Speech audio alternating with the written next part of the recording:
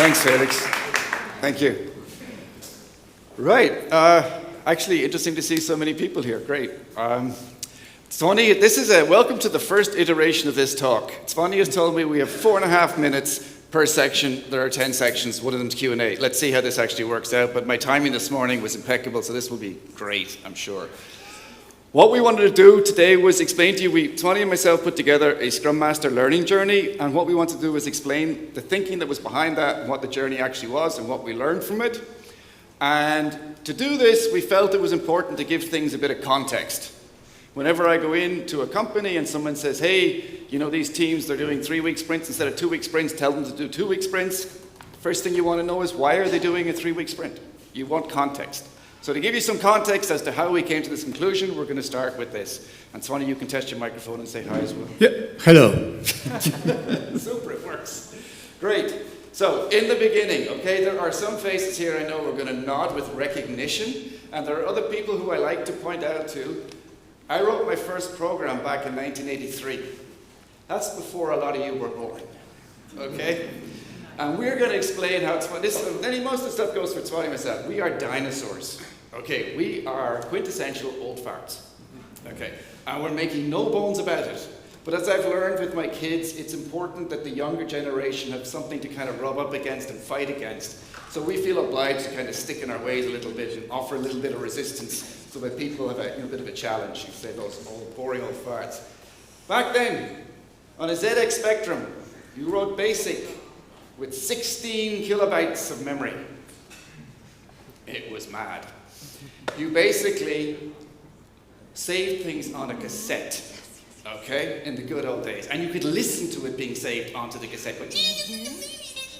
And anyone who's lived through that will definitely remember it, okay? It was, okay, you might have noticed I left out the cards with the holes, because like that really was before my time. But programming this stuff here on the ZX Spectrum, 16 kilobytes. The cool version had 48 kilobytes of memory. Okay, that was like the really good stuff. And we saved stuff on cassette back then. But I wrote my first program back in 1983, and you had to. Do you know why? You would get a magazine. The expensive magazine had a cassette, so you could load stuff. And the cheap magazine, you had to program it in yourself. You learned how to program. It was cool. The power was amazing that you felt back in 1983. And there was no internet to go checking things on. You learned it that way yourself. By about 1985, I was at school. Somebody had donated a couple of Apple IIs. Most of you don't remember Apple looking like that, do you? Hardly a winner on the design front right now, is it? I mean, that was the Apple II, and we were using 5.25-inch floppies. Remember this whole thing where people said floppy disk, or the younger generation haven't even seen a 1.4 meg disk? This was like, if I remember correctly, about 500 KB. And if you clipped it on the side, you could use both sides of it if you were going to cheat. That was genuinely floppy. You pick it up, you do this, and it shakes. That's where floppy disk came from. That's what we were programming on back then, green screen. Absolutely riveting stuff to do, text adventure, stuff like that.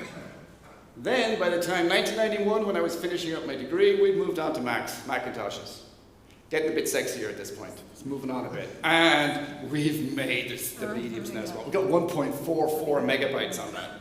You're just like delirious with that. So much memory, it's amazing. This is what, but you know, a lot of what was going on then, if you think 91 this time, a lot of programming stuff that you did it individually, mostly. Software that develops was really small teams. It was small groups of people doing it at the time.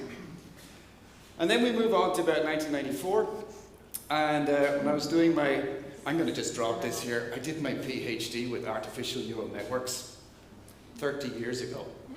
And they're finally hitting their stride now. So I was a little bit early on the whole getting in on that. It's also why I'm not so excited about them, to be honest with you. But using a machine like this with a Pentium inside, okay? And you know how many nodes I had in my artificial network versus what I had? 20 nodes in my artificial network compared to the billions that are now in the large language model. So things have changed slightly, but we did have CD-ROMs. They were super sexy. 700 megabytes, you know, things were just getting better all the time. So And these were the classic games that actually didn't disappear. Who recognized the games? Quick. Who knows them? Shout. Doom. Doom, yes. And this, we've had a couple of iterations of Doom, kept going. Right, what was that one down there? Monkey Island, the original secret of Monkey Island. Indiana Jones. Yes, and bottom right? Wolfenstein? Nah, Wolfenstein wasn't that cool. Wolfenstein was, my girlfriend described Wolfenstein. Why do you play that? All you do is run around corners and shoot something. That was Wolfenstein. No? Duke Nukem? Duke Nukem 3D? That was like, it was brilliant. This is the world we lived in. Okay? These games were written, I checked this, Doom was written by a team of about 8 people. That's what you needed to write Doom at the time. So we were talking about smaller groups of people, smaller amounts. Software was different back in the day. And that's really the point we're making. Yeah. So I started a bit later than Robert. I'm also a bit younger than Robert, a bit. And at that time I started with Atari ST-FM. It was a beautiful machine. We made similar journey. We made similar learnings. And for me, it was a journey when I started being a software developer. I started in Austria. It was a kind of, solving problems, doing something for customers. And what happened then is we started to ask ourselves, okay, how we can plan all of these things. And this is what I started myself, to ask questions.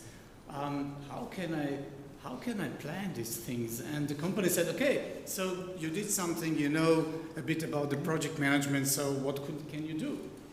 And we have that here with our...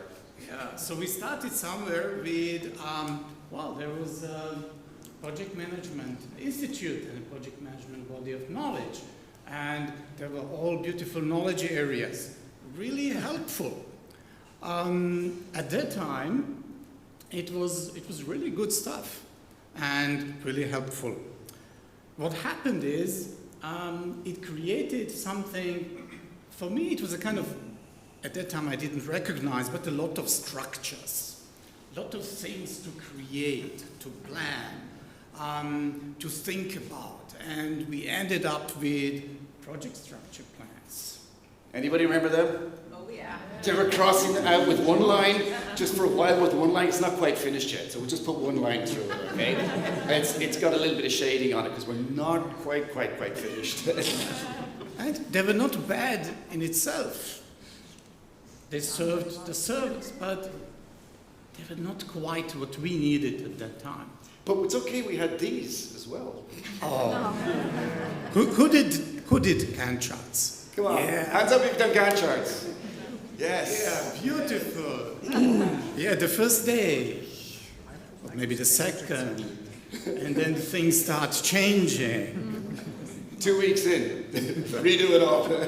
Exactly. And the most beautiful was when you printed it out and put it on the wall. It looked really solid. It was an information radiator, old school. Yeah. It didn't change though. So exactly. It went cold. Activities. Beautiful. Yeah. Resources. Yeah. What I find interesting is when you come back to the talk that Eduardo did this morning, these are tools for solving complicated problems. They work for complicated problems.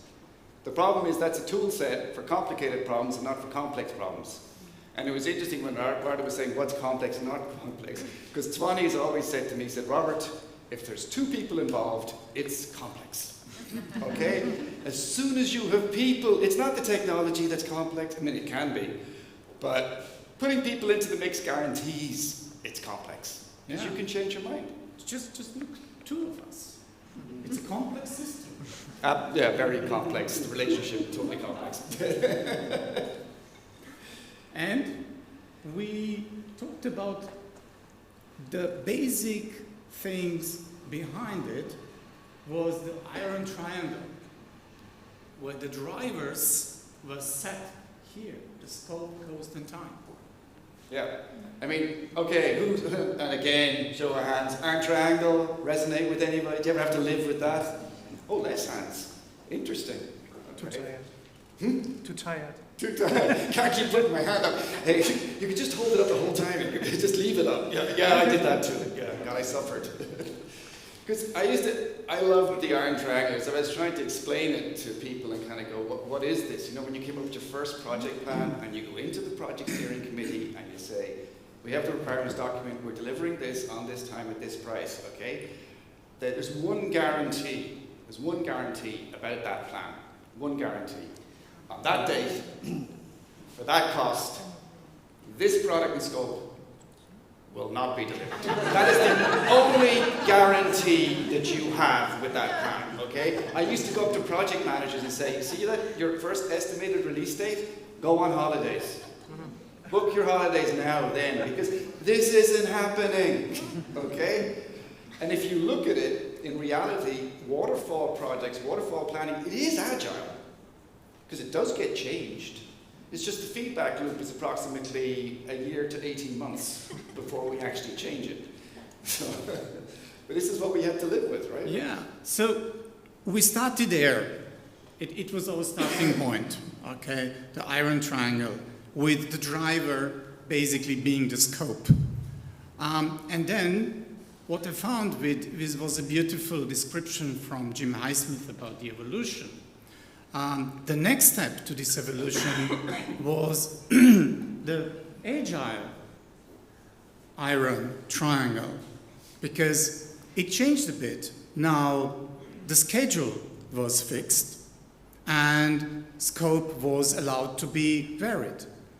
But, and intentionally used, it still was measuring the same things as the iron triangle. What has to change was the success measures. And this was then the agile triangle, where the value and the quality were the drivers. So having a releasable product, quality, having a reliable and adaptable product, and within acceptable constraints. And these constraints were cost, scope, and schedule. So they are still there, but they are the constraints. We work within some constraints, but we focus the drivers are value and quality. Yeah. And this is, I mean, you're probably familiar with it, but still this is what we try to very often, particularly to focus on value, which is like impact, which is what we keep talking about all the time, rather than just a plan. Yeah, so this is where this is what the kind of background of how we did projects. I mean, when we did projects back in, we both served some time in Mobilcom Austria. I was there for about 6 years, and when we did projects back then, it was the V model the whole way, okay? It was literally that. We wrote huge documents for months, then we debated it with the suppliers for months, and then it took months again before we actually developed anything. It was the way we did things at the time. And used to love going to project steering committees, highlight of every project manager's day, basically. Yeah. And a small thing before we start going into what we observed, what we saw in companies as for Scrum Masters, we start with, okay, just to show you a bit, we worked in some companies. These are the companies we've worked in, Zvone and myself between us.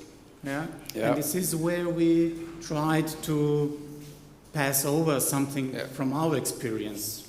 Yeah, so this isn't supposed to be boasting or something. This is just saying we've seen quite a bit over the time, right? Both working there, also trying to change things, but also going into other companies. So we've seen a fair bit. And that's part of our thinking about how we get to where we are. Exactly, and this is also what we now want to share with you. And we start with... How we... Yeah.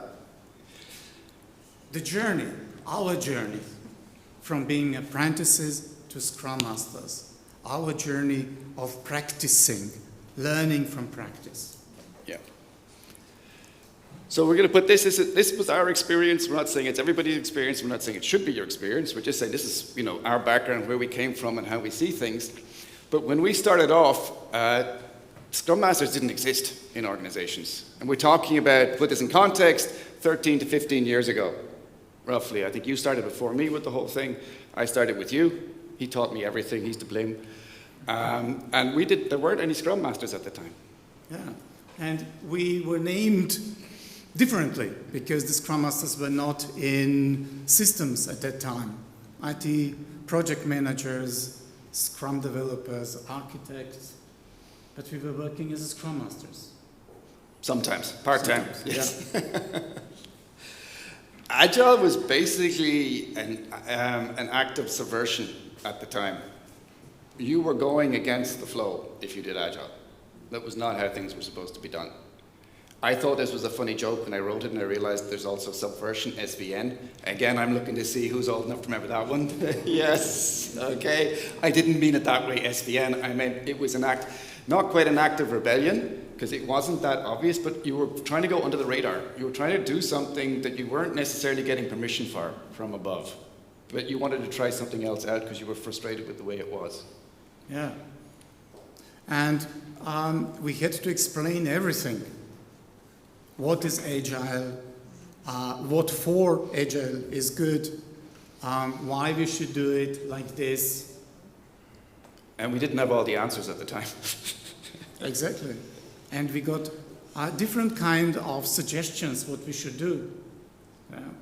And this is not to say that everything was bad or that nobody understood us. It was not easy to find people that have this understanding or are ready to change something in big systems. You saw some names in this list. They're big companies. But we found people that were ready to do something with us. Also the managers that were ready to say, okay, let's try something. Okay, we don't know how it will go, but let's try. Yeah, it was though largely grassroots at the time. Generally speaking, it was teams that were choosing to do something agile, trying to try something else out. It was not a top-down, IT is going agile. It was actually much more bottom-up. It was the way it happened, at least for me. We needed to get a project done, and I talked to my friend who was the architect, and he said, well, have you heard about Scrum and Agile? And I'm going, no. And he says, well, you need to meet Zvone. And so I met Zvone, and that was the start of a beautiful friendship, which we won't go into now. But we started that way, and we had to get a project done, and we were looking for a way to get it done better, and we just did it ourselves. So management, if anything, management was just looking away and saying, get the project done. So we didn't, there wasn't an awful lot of support. They didn't even know what it was, really. Exactly. So we were creating problems for them. Because we said, look, we have some impediments, okay? We cannot do something that will support us deliver. And they were trying to support us, but within the constraints of the organization that they've had. And they were still not, understanding or the willingness to start changing the big processes in the organizations. Oh, God, no. That's what he said. We did get into trouble, basically. Or you caused trouble, if nothing else. And you ran into, this was the thing, there's always this, it's one thing working with the team. You can bring the team to a certain point. At some point, you want the team to be able to improve further. You need the organization to go with the team. It doesn't work any other way. And you're up against the organization, which, let's say we underestimated more than once. Yeah, and you see, we were so invested. I was so invested in Scrum and being Agile. It was so cool to work. It was so cool to work with motivated people in teams to see how they really deliver and the happiness, people working together. It was great. The issue was I was not searching for how to influence or how to support the organization in changing their ways, how to talk with managers to understand their problems, to step on their side, in their shoes, to understand their perspectives. Zvonny's a nice guy. I basically went up to management and said, you're all a bunch of fucking idiots because we should be doing Agile. Can't you see how cool it is? Which you can see why it got me in trouble.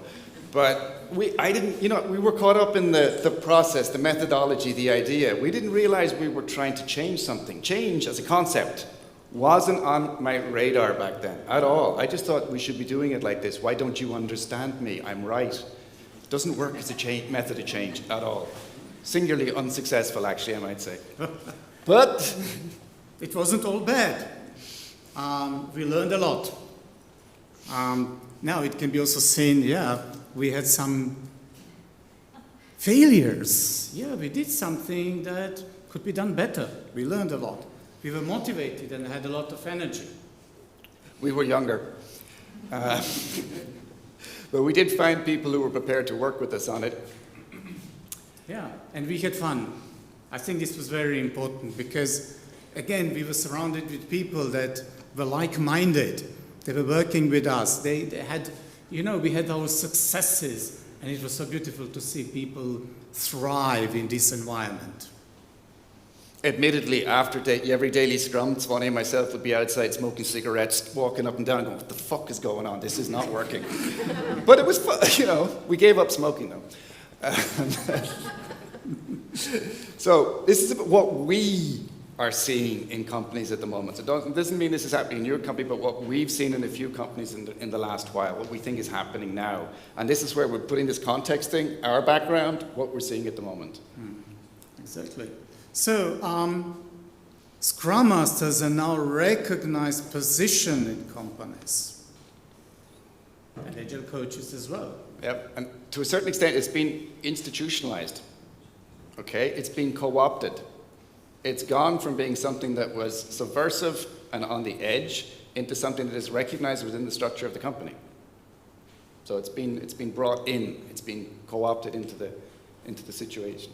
And they're part of the system now, or the systems within the organizations, part of the processes. And it's not bad, it's just different. The question is what we will do now with this. Yeah. So quite often what we see these days, like I said, it's becoming, you know, IT departments, there isn't an IT department around at the moment that hasn't done a push for agility. It's everywhere at this stage. So it's no longer what we were trying to do bottom up. If anything, it's more of a top down quite often. Largely IT, rarely business, but even still it's what we're seeing. Agile will solve all our problems. Yeah, it will change big corporations, it will change small corporations, it will make our lives better. I still hope so. But we need to change a lot of things. And we said we need to change, all of us. We have a lot of things to change in our environment, in our organizations. But just to say Agile will do this will not help us. We need to start searching, start solving problems. Yeah, it's where I get frustrated when they talk about the Agile Manifesto, and I go, no, go read it. It's the manifesto for Agile software development. Agile software development, when development of a product was like 2 teams of 8 people. And now we're going, yeah, it's going to change the world. But they didn't write it for that. They wrote it so they'd have to stop using RUP. That's why they did it. They wanted a lightweight framework to develop software, and now we're changing the world with it. Just get a grip. So. Yeah. They are part of the systems.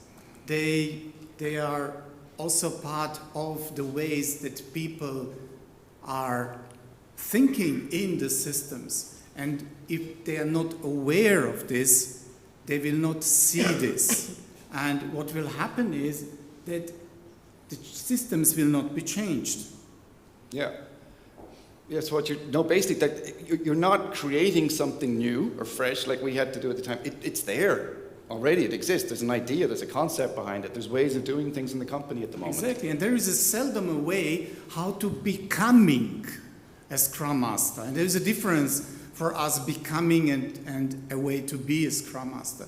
Becoming is how do we learn constantly? How do we develop? How do we grow? And I saw in some companies. So again, there are some bright stars. I put it down here as it's harder to rebel, and it's a bit over the top, but you've probably gathered that from me by now. But what we did originally was like going against the flow. Now, to a certain extent, there is a flow and you're going with it. So it's harder to a certain extent when you're in a company to kind of rock the boat and do something different if it's what's expected from you to be in this role. It's our impression of what's going on. That's not to say there aren't people doing this and it doesn't happen, but I think it's slightly harder to do it because you're coming into a given role that already exists and where expectations have been set, and very often are set by HR, by management and others as to exactly what you can do or not. We kind of did it from a position of, in theory, not even being allowed to do it, and it was a different way of getting there. And that's what we're talking about, like this getting there, this learning, this testing experience. And I think, we didn't say it, but this idea of apprenticeship. We went through an apprenticeship where we were not Scrum Masters. I mean, I certainly wasn't, I didn't have a fucking clue. But we worked towards being able to answer all those questions. And the question, how does this happen now when you can kind of be, it's a different, there's a different system in place now in the organization. Yeah, and we have experts everywhere now, and it is good that people know a lot more about agility. We believe that we need to have a more dialogue to understand what does it mean for different roles, for the different parts of the organizations. So more listening, more exchanging this understanding. What does it mean for you to be agile? And what we can do together, what do we need to do together in order to deliver value? Yeah.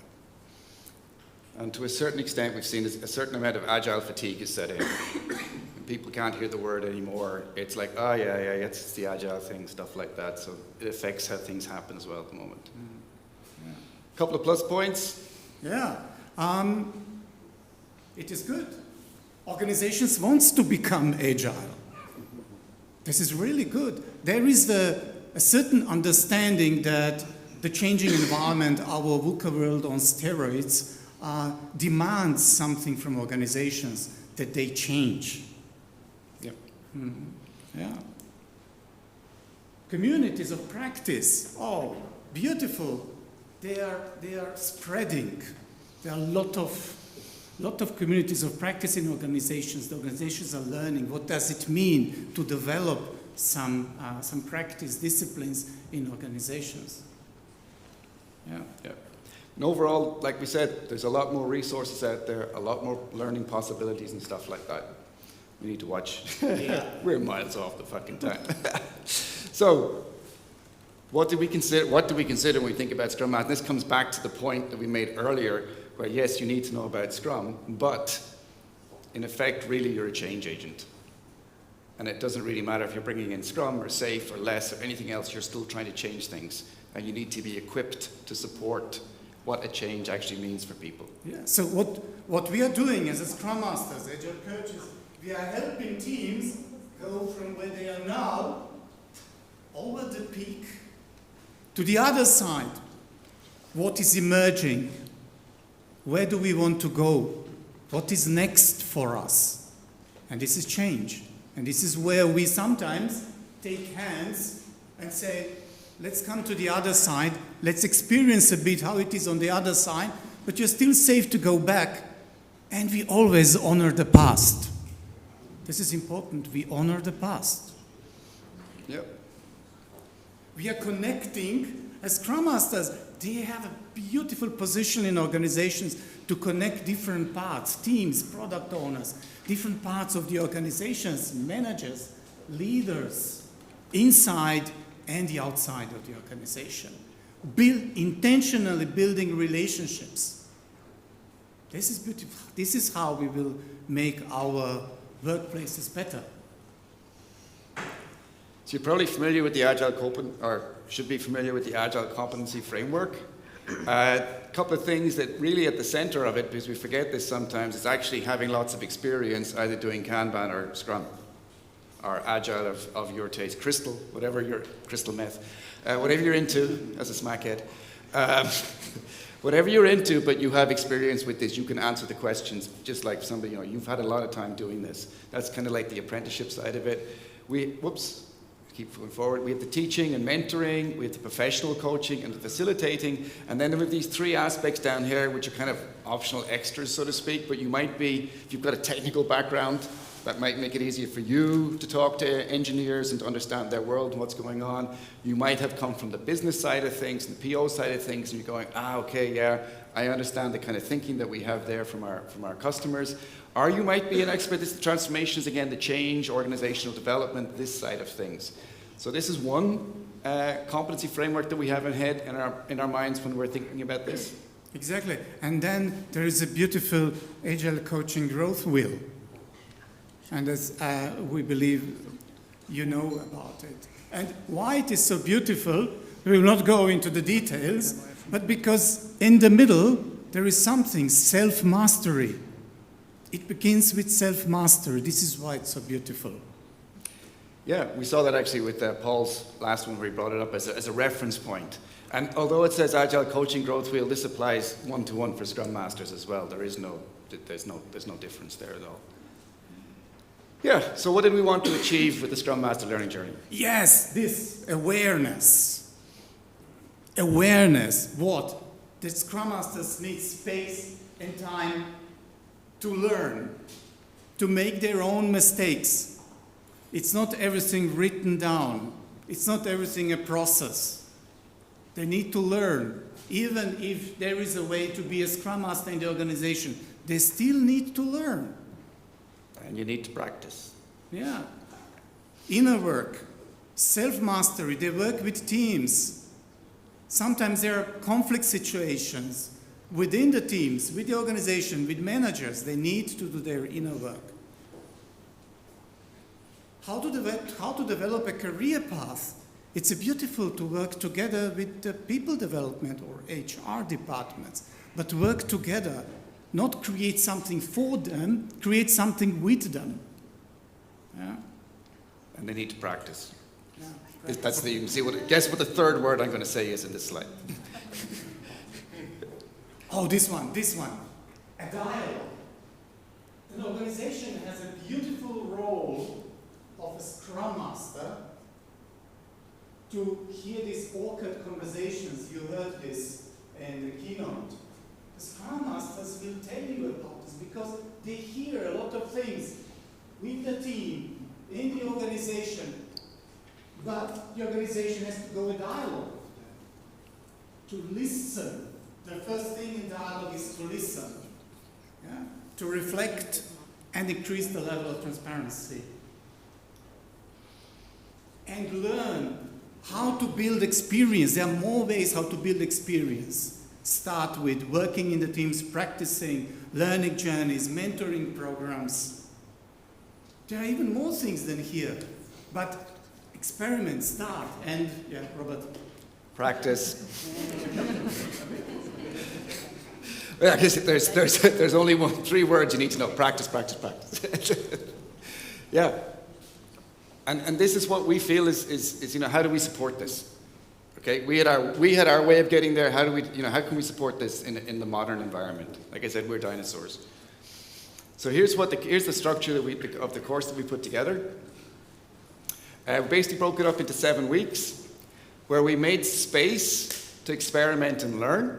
Okay, so the idea was we had on-site days, we had remote mentoring, lean coffee and stuff like that, and we had hands-on chances to actually work.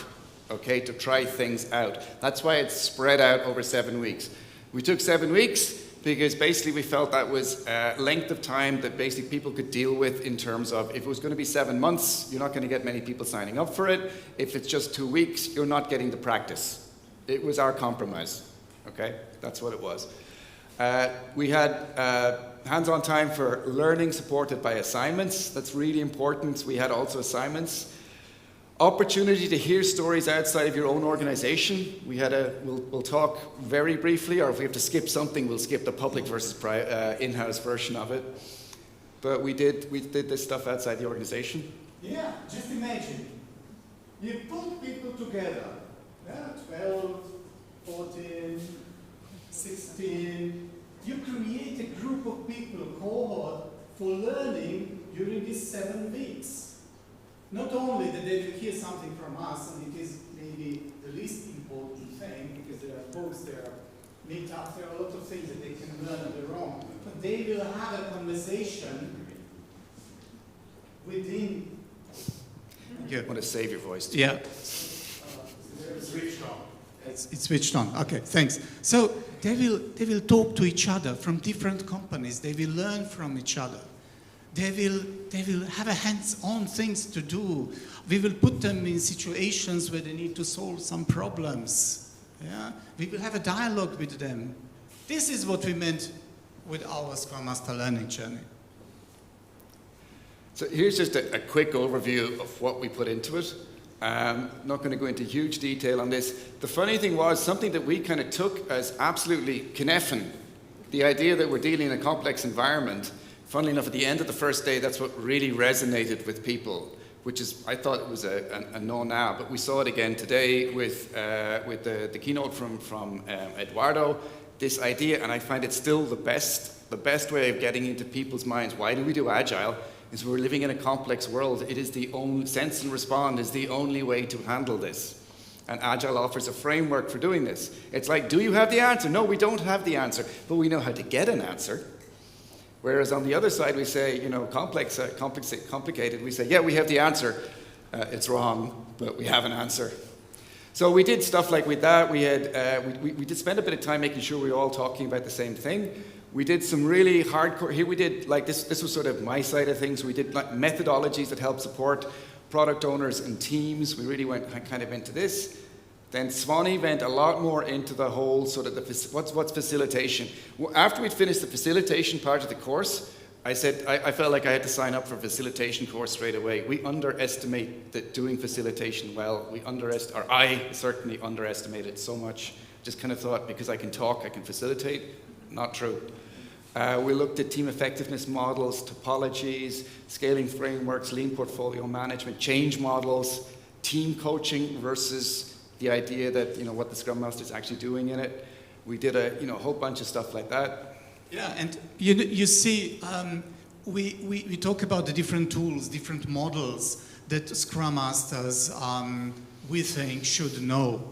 And we also give them opportunity to talk about what does it mean for them, what they're ready to do, what would be the next step for them. So it's not only about the content here, it's about, okay, you want to go to the next step, being a better facilitator or being a better coach.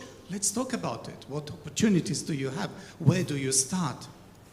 Yeah, it was to serve as impulses, awareness, as we talked about before. So that you kind of come away and say, I want to work on that. That's what I want to look into more detail.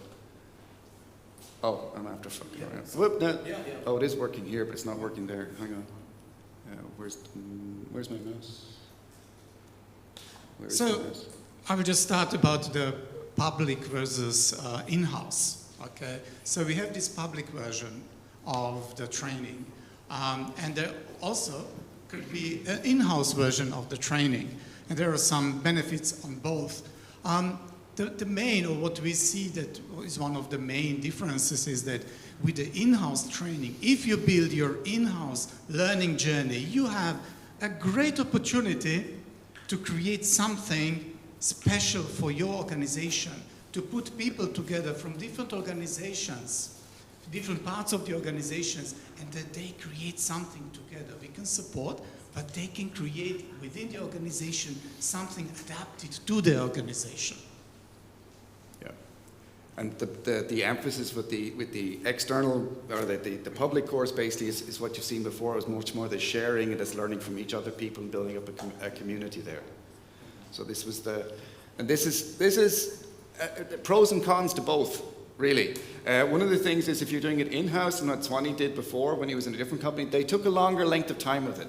Okay, you can do that in-house. It's easier to get those days. If you're offering something public, okay, first of all, HR is going to say, sorry, your training budget's $1,500, that costs $2,000, you can't have that. So you run up against practicalities very often then if it's in-house versus public. So there's advantages to both, actually, when it comes down to it. Yeah, and now what we have learned. We have learned few things, so we did the inspect and we are adapting. So we started with, okay, what went well? What was seen as beneficial for the participants? And as usual, you'll all know this from doing a retro, the stuff that gets seen positively by somebody is seen negatively by somebody else. It's like they're going, yeah, no, we shouldn't do this. The other one's saying, we do more of this. So there's a little bit of tension there inside that as well. But basically, obviously the feedback was good, and there's always room to change something or to improve something. And there's a few things we're thinking about doing. In particular, I'll say something that didn't work as well as we'd hoped was the remote days. As soon as you make them remote, people find it easier to not attend. It's the way it works. It's a remote meeting. You don't have to be there. You don't make the effort, or you don't always make the effort. It was one of the strongest learnings. Yeah, and it was really beautiful to see people together on site, working together. And this collaboration was not visible on these remote sessions. Yeah. It was a totally different atmosphere. Yeah, that's true. And we also considered, yes, that's the point you were bringing there, Jeremy, with the reflection. Exactly. So we will do some things. We will experiment with new things with the journal, the learning journal. We will do on-site remote sessions, more socializing. So this is what we are adapting in our next run. And thank you very much, guys. Thank you.